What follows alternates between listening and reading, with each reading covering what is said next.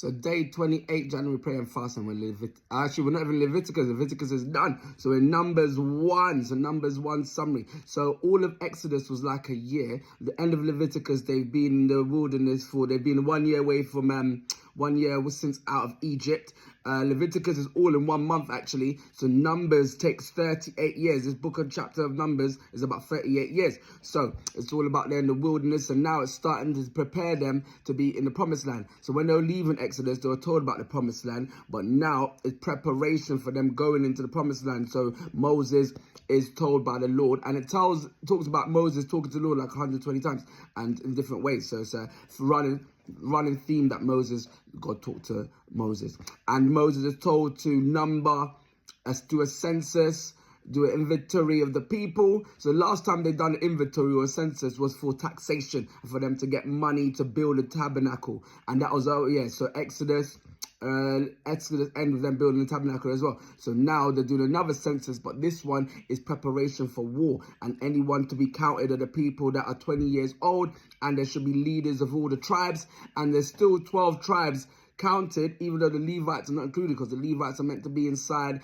in charge of all the things to do with the tabernacle. So because Joseph, son of Jacob, had 2 sons, Manasseh and Ephraim, he's essentially able to keep that 12 tribes. And there's technically all the leaders of the tribes. No one knows if they're elected, but all their names mean something. And Judah's name, the leader of Judah's name, because Jesus comes out of the Judah line, and we got the leader of his name that we'll talk about later. But so the 12 tribes. We had Nashon. This was the head of the house of Judah, and he's mentioned in the genealogy of Jesus. And we don't know if they elected the names or how that came about, but it is interesting. And then what else we got? We got the fact of, imagine doing a census, all the people will be ready knowing that they have to go into war. So it's not just the fact that, and it's not the case of, they're going to win because they've got a mighty army.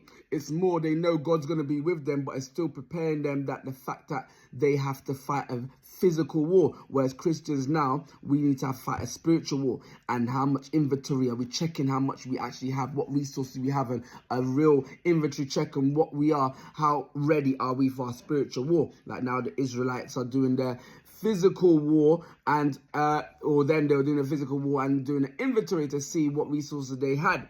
So what else to summarize? Talks about the numbers then. So there was Reuben's tribe had 46,500 potential soldiers. Altogether, the potential soldiers were 603,550, which would make the whole population about 2 million, which causes a problem for some Bible scholars. They're saying they don't believe this number is real. Some are saying it might just be used for hyperbola. Some are saying, no, the Bible's literal. We just need to take the word of God and understand that, of course, he could provide for 2 million people in the wilderness and stuff like that. So we can see. And then some are saying, some are saying the census figures are literal and accurate. Some are saying the census figures are literal and accurate, but taken from a different time. So they're taking a time from when David and Solomon's time. Some are saying the numbers have been interpreted from gematria, mathematical calculation based on the Hebrew use of letters and numbers in calculation. Some are saying the census figures are symbolic,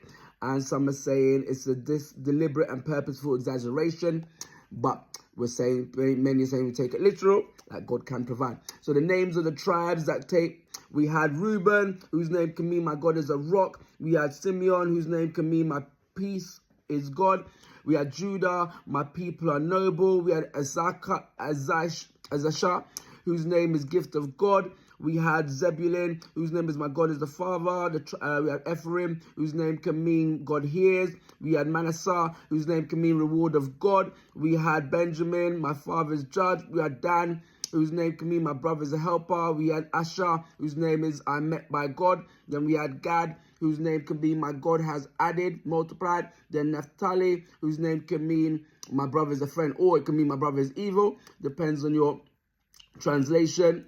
And so to summarize, we talked about God spoke to the Moses in the wilderness of Sinai, and for long they were just preparing to go to the Sinai, but now they're preparing to go to the promised land. Talk about they're taking a census. Talk about the period that Numbers is covering, 38 years, compared to Leviticus just a month.